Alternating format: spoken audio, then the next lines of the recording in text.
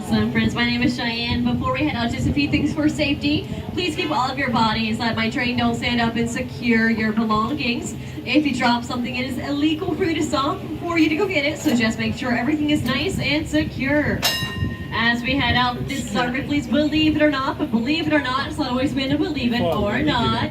Built here back in 1887 by a Mr. William Borden. He was a partner in Standard Oil. That's ExxonMobil today. He had just a little bit of money. And this was his vacation home for his family of roughly 13. Nannies included, around 20 people staying right there. All 20, they shared one bathroom.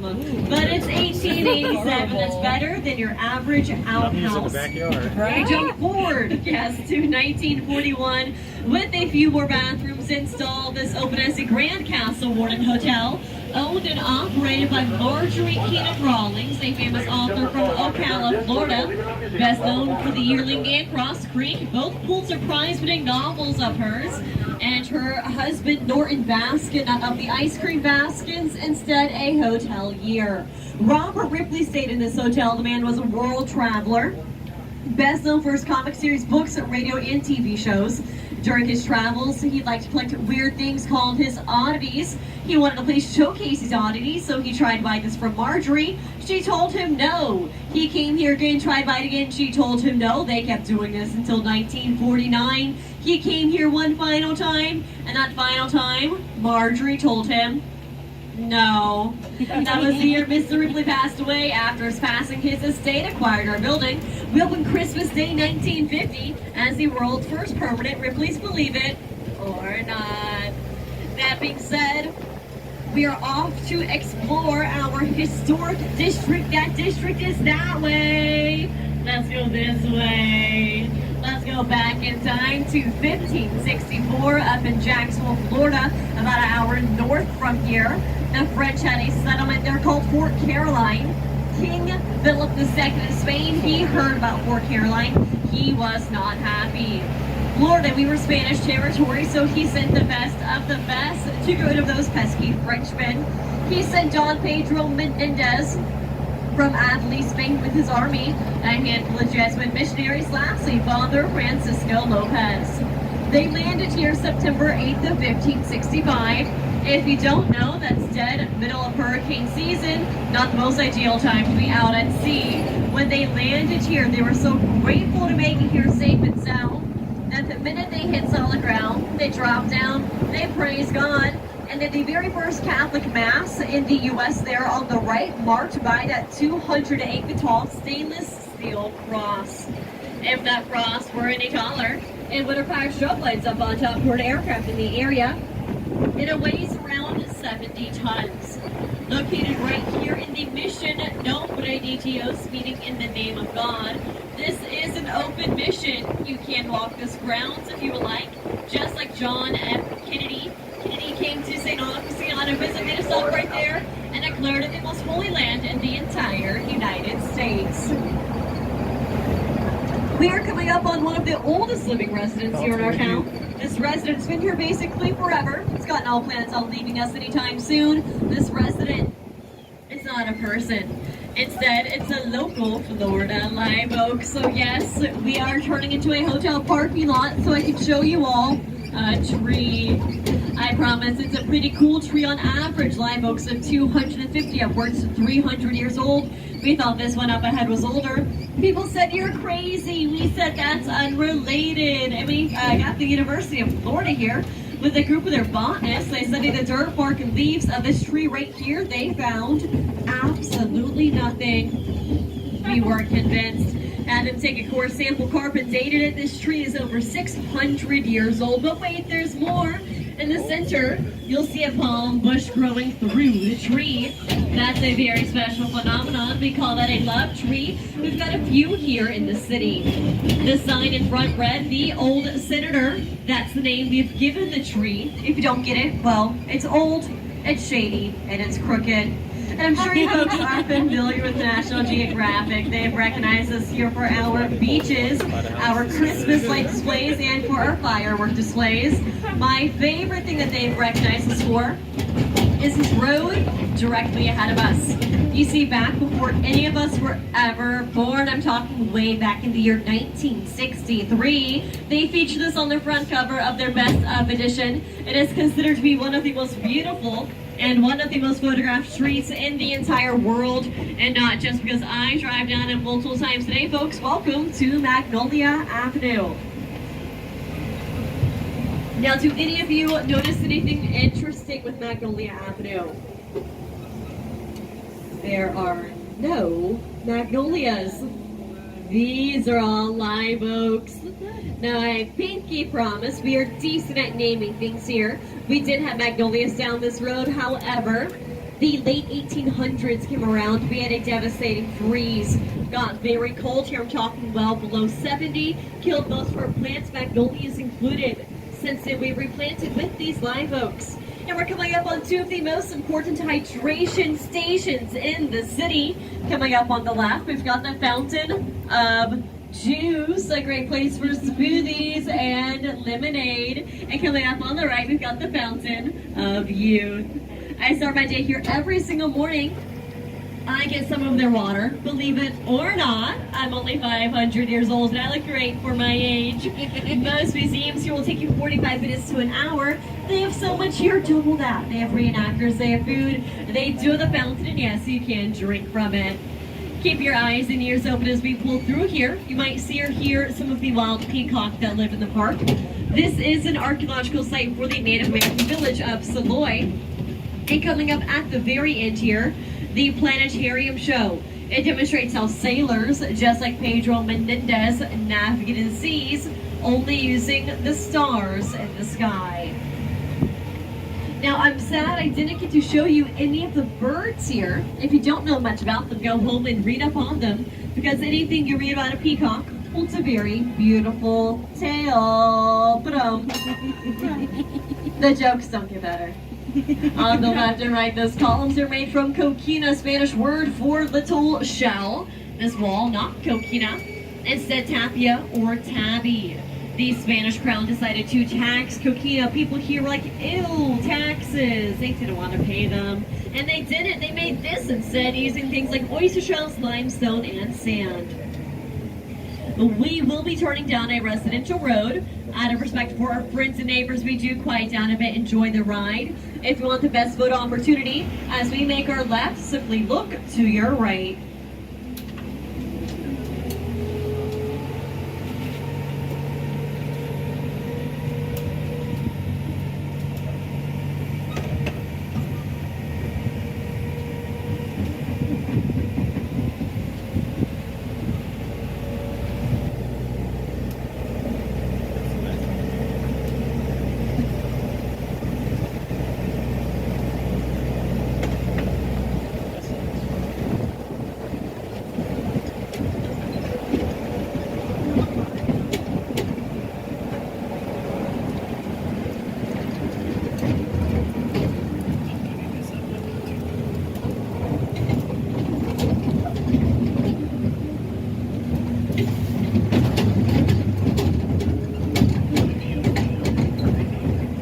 Talk a lot today about a man named Henry Flagler.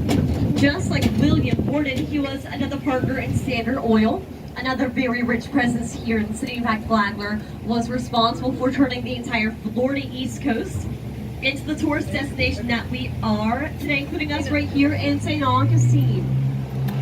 Flagler came here on his honeymoon with his first wife of three named Mary. They fell in love with our city and they wanted to turn us into a winter resort for the elite. In doing so, Flagler, he had a few hotels here. And with his first hotel, he realized he built it a little too close to the city jail. Flagler, he didn't like that, so he went to the city and he asked them to move that jail. They told him no. They said that's not within our budget, but it was within his. He built the salmon-colored building here directly ahead of us.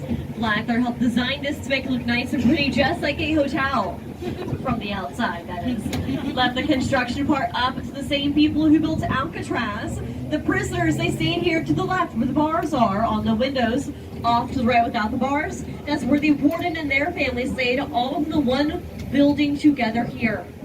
This jail was designed to hold around 76 prisoners, 4 people sharing a single cell. Though I will admit they did hold a lot more than 76 in here at a single time, meaning if you had to stay here, there were 2 things you did not have. The first was any privacy, the second was a bathroom. Instead here, they provided you with a bucket, and if you were lucky, it didn't leak. If the bucket didn't leak, well, it held about a gallon. That's a load of fish for you folks right there. Spent only 1 bathroom. Down at Ripley's, it doesn't seem too bad. Like most jails, not a fun one to be in.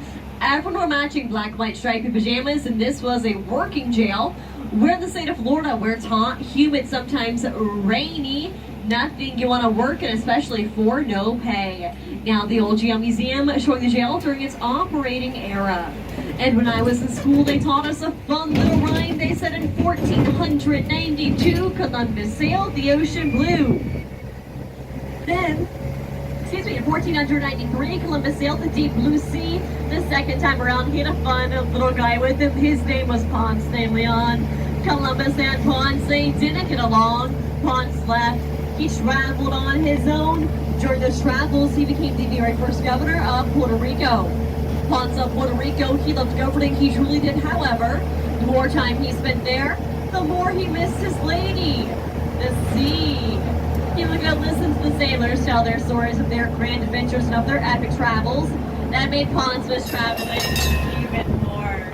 Now, one day he heard some sailors talk about the island known as Bimini. It was rumored to have more treasure than all of us combined could spend in an entire lifetime. Now that got Ponce excited, so he and his buddies, they fixed up their boats, they went sailing looking for Bimini. They never found it. Instead, what they did find was the Florida East Coast, landing here in 1513 down south near Cape Canaveral, just around Easter time. That's springtime here. Our flowers are nice and in bloom, thus giving us our name, La Pascua Florida, meaning Festival of Flowers. The land here on the left, in between the Mission down to Ripley's, it's the Lucy Abbott Historic District. She was our very first real estate developer in the entire city, and she developed this land in the late 1880s through the early 1900s, at a time where it was still incredibly rare for a woman to even own land. That did not stop her. Once acquired, she developed and was responsible for the construction of over 100 homes here, a handful still standing. And we are also headed south, once known as the Old Spanish Trail. This trail ran north up to Jacksonville, out west to California. No cars back then, they had their horse and wagons. Those only traveled a few miles an hour, taking roughly 3 days like that up to Jacksonville. That's now an hour drive. Then should everything go smoothly, which nothing ever went smoothly, at least 10 months out to California. For all my parents on board, could you imagine? 10 whole months of our raid area. Yeah, not a fun 10 months for the families. On the right there, that giant Coquina Sphere was the 0-mile marker for that Old Spanish Trail.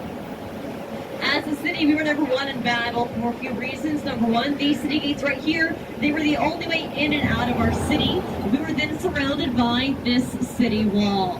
I can read your mind. You're thinking 2 things. First, best tour guide ever. Thank you. I'll be here all week. And second, that wall, you thought that was pathetic. I promise, back in the day, it was around 10 feet tall. The bottom line is Spanish Bay, and that very sharp plant coming up on the right. Nothing you want to high five. And of course, keeping us safe there on the left, the Castillo de San Marcos, or the Castle St. Mark's. Our military fort, constructed here between the years 1673 and 1695, made entirely from coquina. Coquina, again, Spanish word for little shell. There's quite literally millions, if not more, seashells making up that fort right there.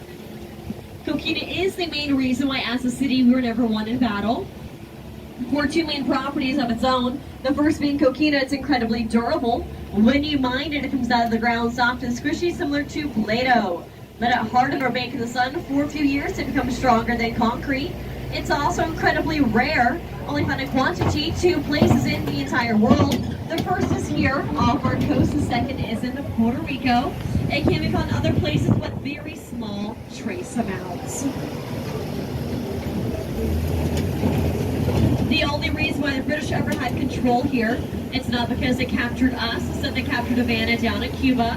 That was a lot more valuable to the Spanish than we were, so to get that back, they simply traded us. And we are turning on to Hippolyta Street. You'll notice all these side streets are all very, very narrow. This is by design. It's not because we ran out of space here. All Spanish cities, they share this common design. These narrow roads, they pick up that beautiful sea breeze off our bay, and they act like a wet tunnel to move that cool air around. So this design was truly an early form of air conditioning. Also early heating here as well throughout the winter once the same principle applied, but with the heat from kitchen fires instead of the sea breeze. And I'll put the spotlight over onto the musician for just a couple minutes.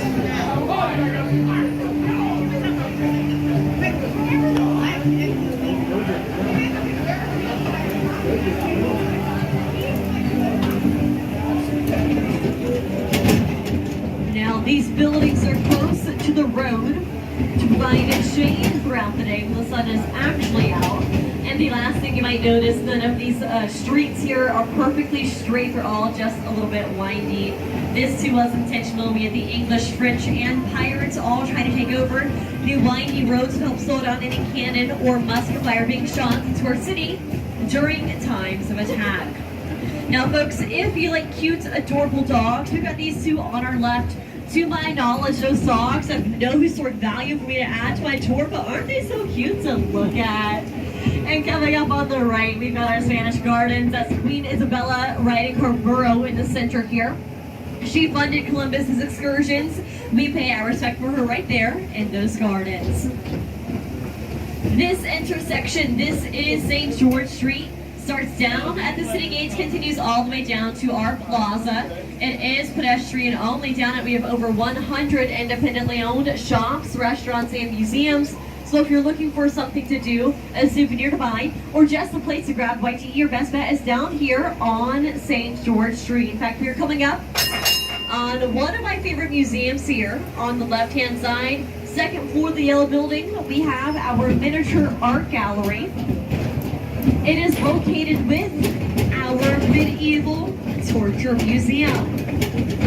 Now, yes, that is a very odd duo, but they do make it work. Last I went, they only had a handful of works. No miniature pun intended. You view them all through a microscope. It's insane to see the level of detail if you go to artwork when it's just itty bitty like that. And let's jump back to Henry Flagler. The Methodist Church is out on the plot of land that Flagler wanted for his second hotel. He went to them with a deal, offered them a new plot of land for free. All they had to do is move. Like the city and the old jail, moving was not within his budget, though it was within Flagler's. And he built them a brand new church. Now, before we come up on that church, we do have two VIPs on board, two very important puppies, Pepper and Peanuts. Bring your humans right here to Adventure Pets after the tour. Make them buy you everything as a souvenir, because you too deserve nothing less.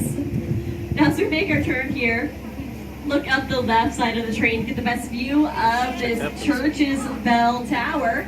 Once we turn directly in front of it, you will lose that view. And on the right here, this wooden building, this was a home to a Mr. George Cooley. He was a local business owner here in town. In just a few minutes, we'll be going by the business that he had here.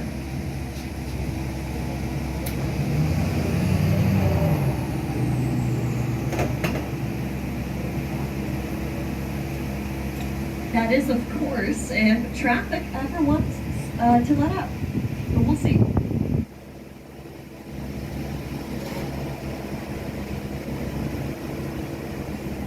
If your hometown has a lot of traffic, I planned this just for you. So I'm going to get you homesick. If it doesn't have traffic, I planned it also for you. So you get the full experience here. Of course. We care.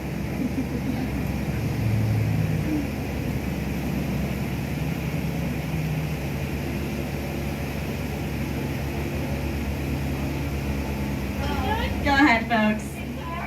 Now you're already in the road, it's fine.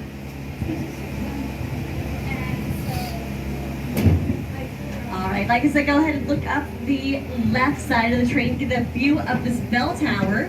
This is the Grace United Methodist Church, the first church in the state of Florida built using the poured concrete technique. This is a technique Flagler favored. All three of his hotels built using this here as well. Off the terracotta, you see that's red hand-carved terracotta. Those doors are perfectly balanced hand-carved cedar doors. And the bell tower up on top. I'm going to let you folks in on a little local secret. That bell tower, not really a bell tower. That's just a tower. By design, it holds no bell. We'll get to the reason why in just a moment. The Baptist Church, they saw this beauty. They got incredibly jealous. They too wanted a brand new building.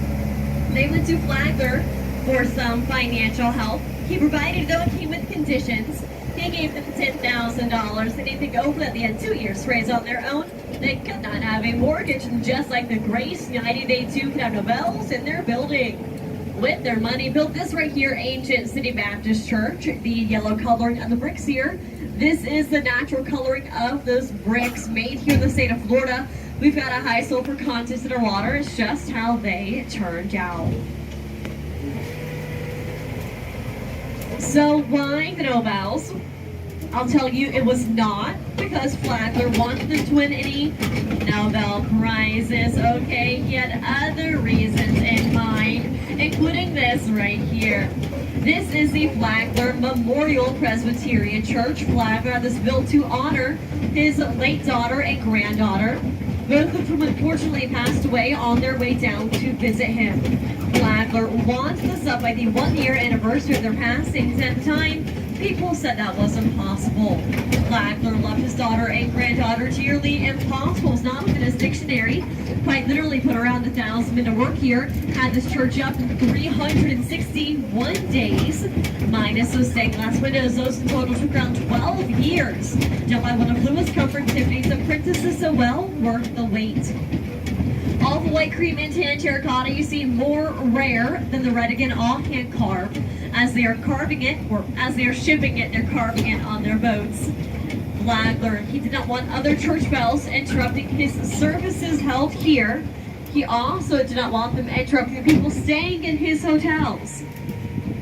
His first hotel today is Flagler College. Been the college here since the 1960s. At first, it was upon St. Leon Grand Resort, first of 3. Look up and to the right, looks like bell towers. Those were water towers holding around 8,000 gallons apiece. Much needed.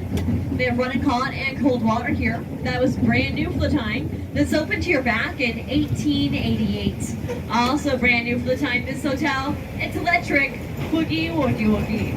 This was the second hotel in the entire world to have electricity, only made by the Grand Coronado, which opened 2 weeks prior in San Diego, California. With the electricity being so new, does anybody want to guess who helped install it?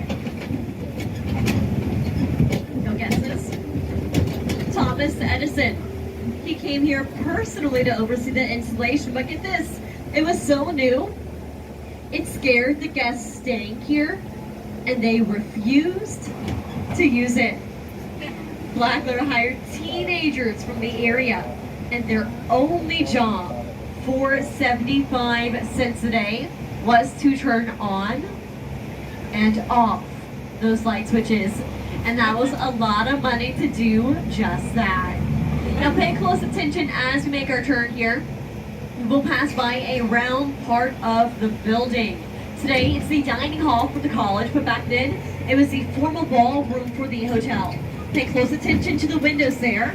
It's the world's largest collection of installed Tiffany stained glass with over 70 pieces right there.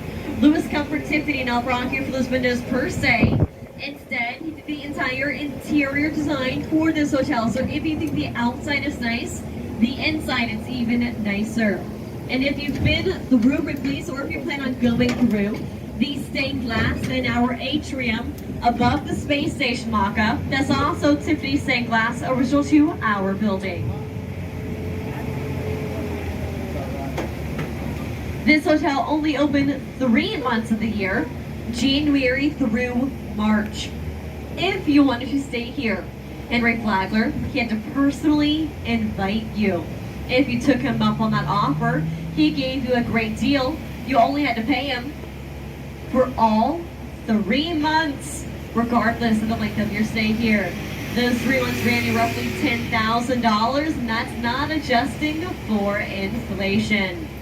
The chains here on the right, they should be in every pirate movie ever, but they're not.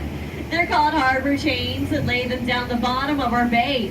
Come sailing in on a Spanish boat, we've got a Spanish government, you're welcomed with open arms. Came sailing in on a non-Spanish boat, we've got that same Spanish government, we don't want you here, you can't sit with us. We'll tighten up the chains as you come sailing in. Your boat's gonna get caught up on those spiky parts. You're not gonna make it much further. As we come to the front of the college, you'll see a life-size statue of Flagler. He posed when he was in his 50s. At the time, he was one of the richest men in the entire world. His net worth in today's money, roughly $12.5 billion. That's billion here with a B. And if you think this building coming up looks vaguely like the Ripley's building, you've got a good eye. William Borden, he saw this house when he came here on vacation. He was like, whoa, cool house. He wanted one just like it. He had his home built inspired by this right here. Now this too was a vacation home, but for a man named Franklin Smith. He was a self-taught architect from Boston. He and his family, they went on vacation to Spain. They went to the Alhambra Palace in Granada. When they got there, they were like, whoa, cool palace. They wanted a house just like that. That's what Smith built them here using the poured concrete technique, a technique he did master as an architect, making the first house here in the state of Florida built using it. If you don't know how it works, you've got to form the shape of the building like a giant cookie cutter, fill that form up with concrete, let the concrete harden, raise the form, add more concrete, let it harden. You keep doing it until you have your desired height, giving it the layered look. This is a very sturdy construction method, how they build modern skyscrapers to the day. It's now the Via Zareda Museum in Antiquities Museum with self-guided audio tours in English, French, and Spanish. Now Smith here, he was a very good friend of Flagler's. He did assist Flagler in the construction of his hotels and of his churches. By the time he made it directly across the street there, I think his technique was refined just a little bit. Nothing against the Via Zareda, it's a beautiful building in its own right. I just think he had it a little more sleek there across the street. And I think we can all agree that it was a very pretty hotel, but this hotel, it was pretty boring. Flagler, he added no entertainment whatsoever to this hotel right here, and that's why he wanted the property from the Methodists. That property sat in a great location, directly across the street. Now, as we make our turn here, we are coming up on what was hotel number 2, known as the Alcazar.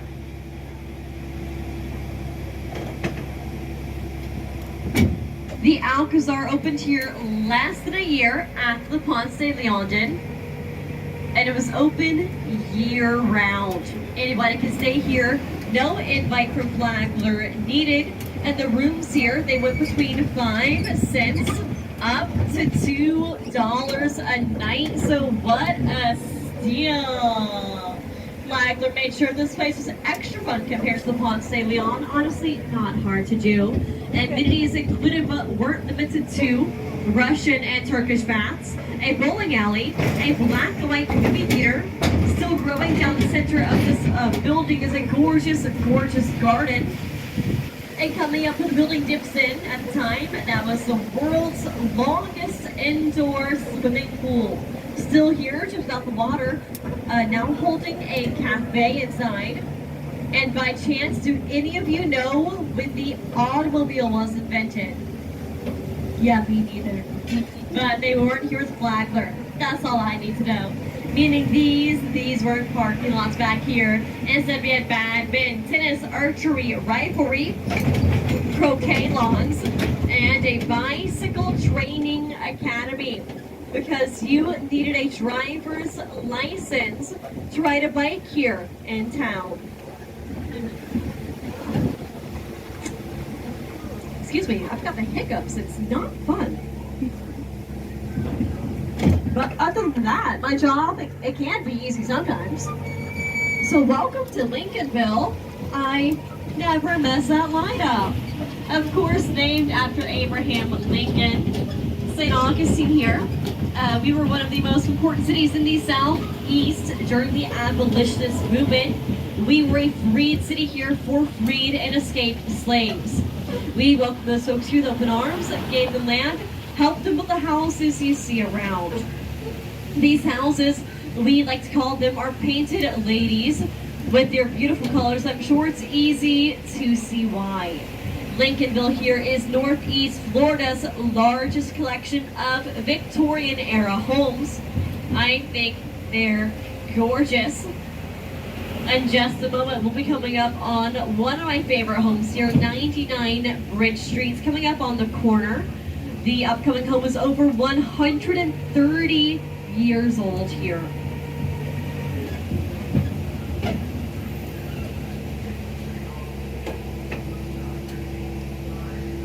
That home is coming up here on our left here, again, the corner, with another one, another favorite coming up on the right-hand side, the other corner, the navy and gray house. Now, we call this one the Jefferson Estate, named after Thomas Jefferson's great-granddaughter. She owned this house, she lived right there, and with it owned the entire city block it sat on as well. For a good reason. She lived off her land here. She had cattle and chicken that she used for her meat and eggs, and gardens for her fruits and her vegetables. The Jefferson Estate is no longer a private house. Up until recently, that was a restaurant, and I can't wait to see what they do with the building here next. Now, on the left, they sold this around 2 summers ago. When that sold, it had about half a roof, so they've done quite a bit of work getting this restored, and I can't wait to see that thing fully completed. And jumping back to Flagler's era, some of the prominent industries in town included fishing and shrimping. Those are both still vital to our local economy. Directly ahead of us, we're coming up to the St. Augustine Fish Camp, a still running restaurant in town. As we make our turn here, look into the water. You'll see some of their fishing and shrimping boats there in it. Flagler's era, they would come sailing in right here. They needed a way to keep their fresh catch fresh. Refrigeration existed at the time, but it was new, expensive, and unreliable. They didn't use it. Instead, they would come down here to the building with the green trim. At the time, that was our ice plant. They would go right there, get their ice, take that plus their fish to the market. Most homes, they sell their ice boxes, so again, they would come right here. And of course, Flagler's hotels, they relied on the ice plant here too. And of course, on the topic of Flagler, we need to discuss the railroad. Flagler is the reason why we are on a train right now. The railroad followed Flagler down to Florida, at first only running during the daytime. Flagler, he wanted them to extend their hours after dark so people would come here and see the city all lit up. Like I said, the electricity was brand new at the time, so he went to the railroad company and he asked them to start running at night. The railroad company, they told Henry Flagler, no.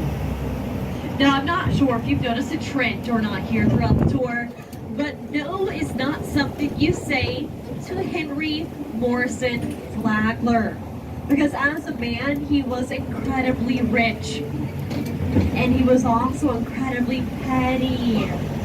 So he bought that railroad company, yeah, in its entirety. And believe it or not, they started to run at night. Now, to this day, that is the Florida East Coast Railway under Flagler, went from Maine all the way down to Key West. Their headquarters here in St. Augustine. It was hit with a bad hurricane back in the late 1800s. Now going from Maine down to Miami, and what used to be headquarters here is now housing for Flagler College. I'll point those buildings out here in just a moment. But when his trains got to town, does anybody know where they stopped? Well, like most cities, at our train station. We are coming up on the depot here to our left today. It's the St Augustine Winery. Free tours and tastings. Last one out at 5. If you like what you taste, they will sell it to you if it's legal. They'll ship it to you. But you're in Florida, go to Publix, it's there too. Free on-site parking for you to use throughout your tour. And this is a family-friendly tour. Little ones here, they do get tastings, but of grape juice only, of course. The first 3 buildings across the road there, those were the original headquarters for the Florida East Coast Railway. Again, all 3 buildings now housing for Flagler College.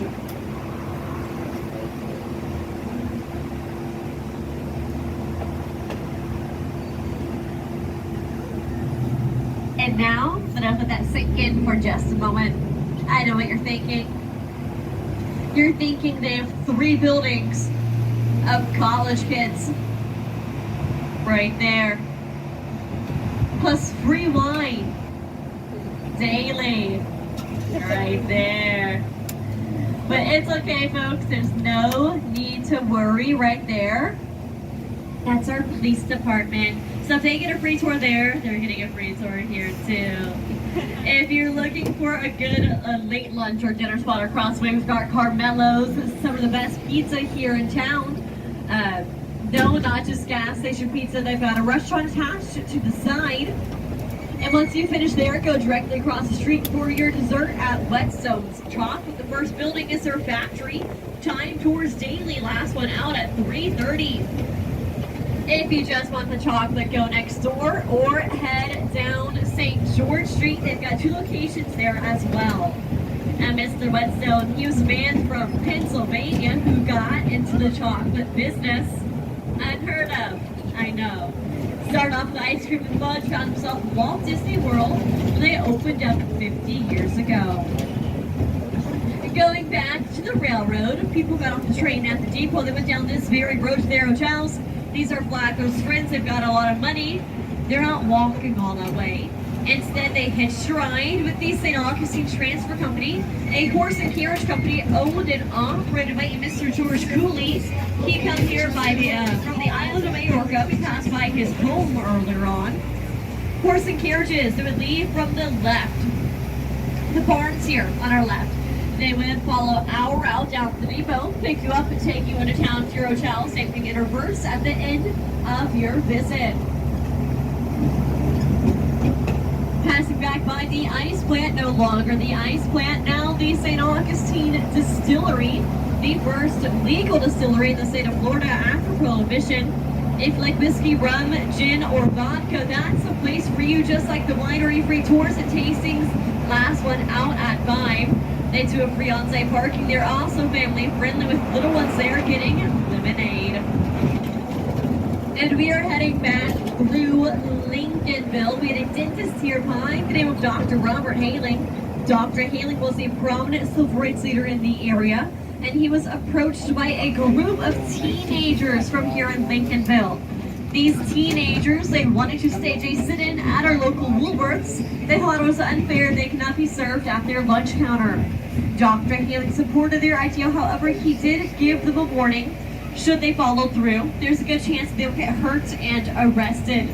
The teenagers, they understood the risk, and they did follow through. They were hurt and arrested, now known here as the St. Augustine 4. This Dr. Haling to make one of, if not the most important phone calls to his in his career to his good friend, Dr. Martin Luther King Jr. Dr. King stayed here for 2 weeks following the teenagers' arrests, and during that 2-week stay, he led 2 marches down the road directly ahead of us. That's why we have renamed this road in honor of him, making it one of only a few streets here in the nation named after Dr. King that he ever marched down 2 times. During his stay here, he stayed right here in the heart of Lincolnville. For his own safety, Dr. King stayed in a different home every single night.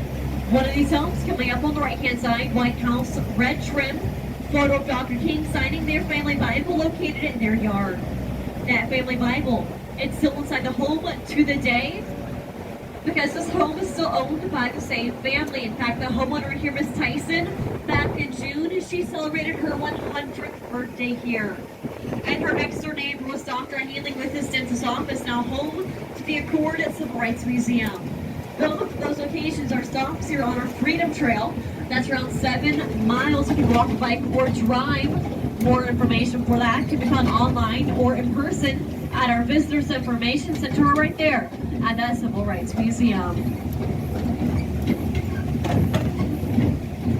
Now it's hard to see from the road here. We're 3 homes in. Al Capone stayed there. Rumored he would go to the Alcazar to gamble a while back. Somebody asked if it was legal for the man to do so. I said, sir, this is Al Capone we're talking about. I don't think he really cared. And the park on the right, known as Emancipation Park, where the Emancipation Proclamation was for the first time in the state of Florida. And we're coming up the other end of the Alcazar Hotel. Now the Leitner Museum. This museum is a giant collection of collections. Also home to our City Hall. If they're at the Ponce de Leon and the Alcazar Hotel, so why did he need the Cordova Hotel? Today it's the Casa Monica. Of his 3, it's the only one still operating as a hotel, and I find it to be funny considering Flagler. He did not build this right here.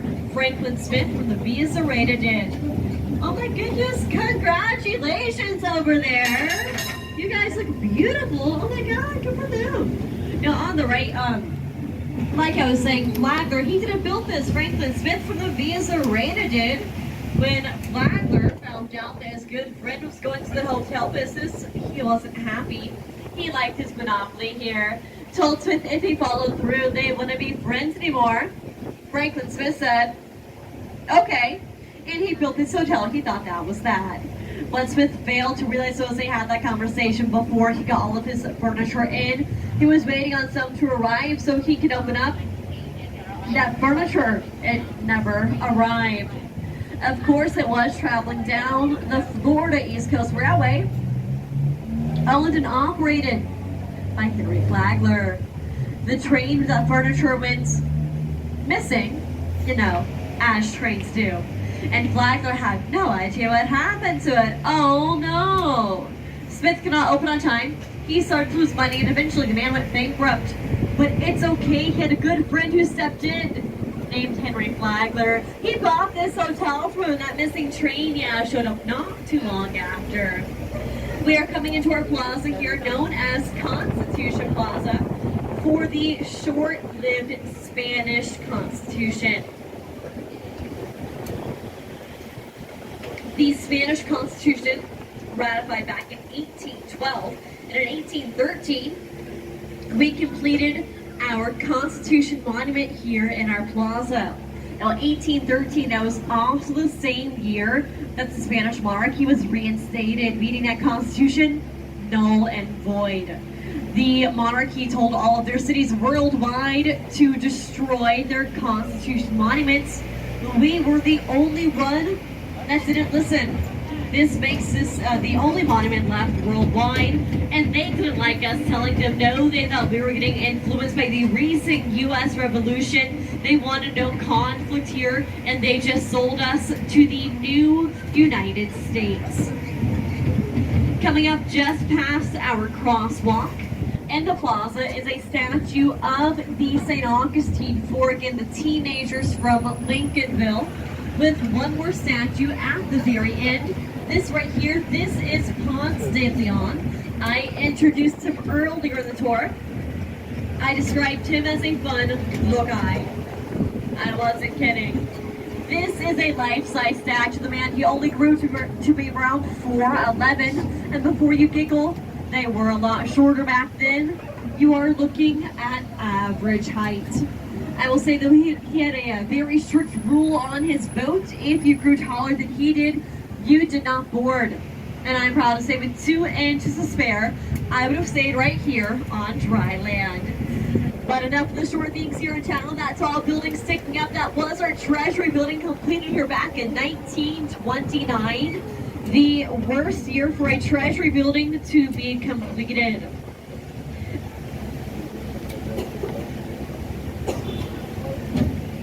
With the Great Depression hitting us here in the 1930s, and this big like quote-unquote skyscraper, people here, they hated this building, said it was ugly, bad luck, stuck out too much, hated so much that as a city, we passed legislation saying we can't build more skyscrapers, and to this day, it's still our only one. Coming up next, we've got our Cathedral Basilica St Augustine up on top.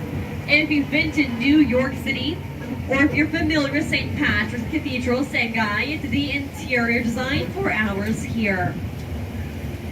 I mentioned St. George Street, that's out into our plaza. Next to cathedrals where it does just that.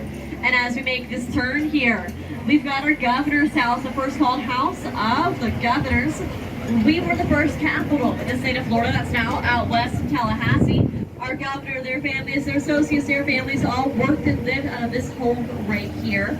This is a free museum if you're in the area later. And we are currently underneath a balcony facing our plaza. Our governors would use that to address the citizens in the square. Last used for that purpose back in 2015 by the King and Queen of Spain. They came here to celebrate our birthday with us. And as we make this turn, pay close attention to the third window on the right. Depending on how light hits it, you'll see a face, or you won't. They're signed by Louis Comfort Tiffany himself. And the first two storefronts coming up is where we had our Woolworths. Pay close attention to the push bars, they are the originals. We've got the lunch counter now located over in the Lincolnville Museum.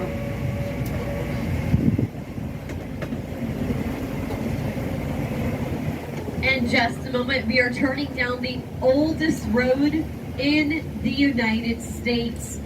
This right here is Avali Street, named for our sister city in Avali, Spain, where our founder, Pedro Menendez, was from. At first, though, we called this Hospital Street for the Spanish military hospital that sits right here. When they were operating, no pun intended, they had a survival rate of around 70%. If you needed something amputated, they would have it off for you in less than an hour. Zero anesthetic, so big trade-off there.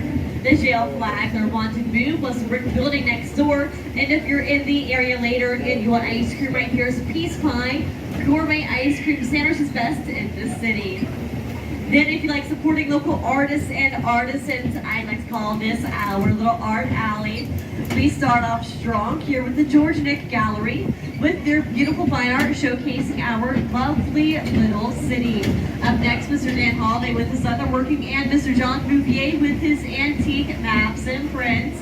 Right here, Mr. Joel and Mr. Princess Connor, sponsor Goldsmiths here in town. Right here, Mr. Philip D with the Bart Billy Weinbart Art Gallery in the city. Up next, Mr. Joe with Ancient City Art Gallery. And last but not least, Mr. Ken and Miss Donna with Jason's Pottery. Pottery is beautiful. The instruments are playable. And on the right, we've got the Isvinis Fascia House, a boarding house. The little building in the center, that was their kitchen, kept separate here because it's Florida. It's usually too hot to fire in your house, and the most common place for your house fire to start would have been right there in that kitchen. Now this wall, it dates, or not dates back, this wall's less than a foot thick is what I was trying to say, and that big hole that came from a cannonball.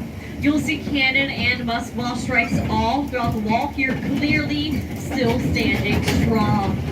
With the seashells and the coquina that this is made from, and they absorb the impact when something hits it. That's why it's crack nor crumble like stone or concrete. And at the end here, we've got the Father Miguel O'Reilly house.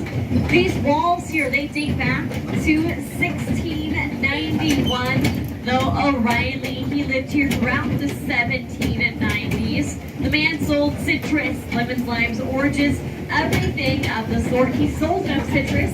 He bought the entire city block right here, and it was later dedicated to the education of the Sisters of St. Joseph. These sisters, they're still here on the land to the day. It's now their retirement home. So I guess you could say that they come here to St. Augustine to kick the habit. No, the jokes don't get better. But as we make our left look to the right, you'll see another love tree, live oak with palm tree growing through the sign. It said if you kissed your loved one under a tree just like that, that person will be with you forever and ever and ever. Now that's a really long time, and honestly, most people aren't worth it, so be mindful if you kiss somebody under a love tree. And believe it or not, that road used to be bumpier. We've clearly improved. All these things were dirt roads back in the day. Flag Lord came to town, the man had high standards. He went to the city, he asked them to pave the roads. They said, Mr. Flagler, with everything you've done here so far, it would be our honor. It's just not within our budget. Of course, it was within his. He sent an empty train to R.J. Reynolds, a brick manufacturer at the time. Filled that train up with bricks, brought them back, told the city I bought that you gave them, they did. If you're looking for an adventure while you're here, look no further. Across the bay, we've got Anastasia Island, not named for the Russian princess, instead the Saint. Go climb our lighthouse. You can't miss it here, black, white, counterclockwise stripes with the ruby red top. And coming up in the bay, we've got the Black Raven, our local pirate ship. They do excursions during the day for pirates of all ages, at night just for the big kid pirates. If you go on an adventure with her crew, I recommend you be on your best behavior. You don't want to walk the plank here. Off our coast, we've got the world's largest breeding grounds for hammerhead, mango, and black tip sharks. So yes, that's a lot of baby shark. If led by the teeth, go to our beaches here, or download a shark tracker app. See where Kathleen the Great is. She's nice with great white flex vacation here off our coast. And by chance, are any of you scary movie fans? Good, I was going to talk about it either way. The first 3D scary movie was a film called House of Wax, starred Vincent Price. The majority of that movie was filmed in Australia. But the close-ups right there on the left in that yellow building. This was the original home to Potter's Wax Museum, America's very first wax museum. Yes, they do have Harry Potter in there. Today, this is our A18 Aleworks Potters. It's still in town to the north here, near the city gates. And on the right, we've got this cute and cozy mini golf course. Blink, you'll miss it. But it's the oldest mini golf course here in the state of Florida. Back behind it, we have construction. Behind that, though, is the Bridge of Lions, named for the Carrera Marble Lions that guard this side of it. Those two lions, their names are Firm and Faithful. And just like Ponce de Leon over there, they were gifted to us by Dr. Andrew Anderson II. He was a one-term mayor here in town. There are two lions over on the Anastasia Island side, but those are made from granite. Their names are Peace and Happiness. This here, it is a drawbridge. Goes up every half hour as needed. And upon its completion back in 1927, this was estimated carry 10 cars an hour. Going back around the Castillo. Now, unlike that little wall we passed down on Avonlea Street, our fort ranges roughly 18 to 30-ish feet thick, solid coquina, and what looks like white paint on the fort. That is indeed white paint. When first built, painted white with red watchtowers to resemble the Spanish battle flag. 1702 came around. Governor James Moore came here from Carolina to take over. Yes, Carolina singular. They had yet split to north and south. He set up in across the bay on the island, and he set up into the north on Milano Beach. For roughly 53 days straight, we were bombarded with cannon fire. Those cannonballs, they were spitballs against the fort. The only damage they did, they chipped the paint. So at night the Spanish would go out, collect the cannonballs to shoot back the next day because they like to recycle gear. Then they would repaint the fort in the morning. James Fort, he saw no damage whatsoever. This baffled man, he had no idea what coquina was, and bless his heart, he thought we had a magic selfie like Fort. He was quite the intellectual. The fort made him so mad, he went to our city, stole what he could, burned us to the ground. Came back a few years later for round two, equally unsuccessful then as well. The cracks in the fort foundation came from the movie Distant Drum, filmed on-site, released Christmas Day 1951. For that movie, they poured a dry water.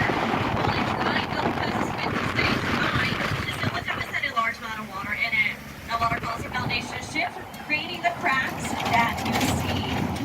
The Spanish used mud to farm during times of peace. During times of trouble, like with James Moore, they would all go into the fort, place their cattle, to milk the cattle. They would eat their going. People inside would in turn eat that cattle. And the most epic battle ever happened right here on this fort lawn. This battle lasted only 2 hours. In that time span, there were no casualties on either side. According to our local physician, roughly 12 injured in the battle. All 12 then frostbite on their fingertips because it snowed here back in 1977. A group of high schoolers had the most epic trouble fight ever right there on the fort lawn. Lasted 2 hours until the sun came up. When the sun rose, temperatures rose with it, causing the snow to melt. So yes, sometimes we do get snow here, believe it or not.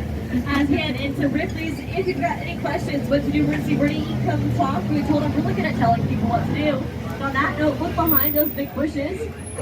You'll see that statue peeking out at you. That's our exact replica of Michelangelo's David. Only 2 exacts in the world. Number 1 there, number 2 in Australia. The original over in Italy. Exact, because that is a life-size statue. David made from the same marble that Michelangelo used. The last thing we do before we go home, we spray it head to toe with Windex because Windex prevents streaking. And coming up in the back right corner, we've got the horse made from car parts, mainly chrome bumpers. This was a good luck charm. The Denver Broncos, they took this with them to the Super Bowl. And then they lost that Super Bowl. It's why their good luck charm is in the back corner of our parking lot. Friends, please remain seated for me until I come to a complete stop and I ring my bell. If you enjoyed the tour, my name is Cheyenne, just like the capital of Wyoming. Let us on Google or on TripAdvisor. If you hate me, folks, that's fine too. I'm now Henry Flagg, though, and I've been dead here since 1913. Again, just wait for my bell. You folks have a wonderful rest of your day.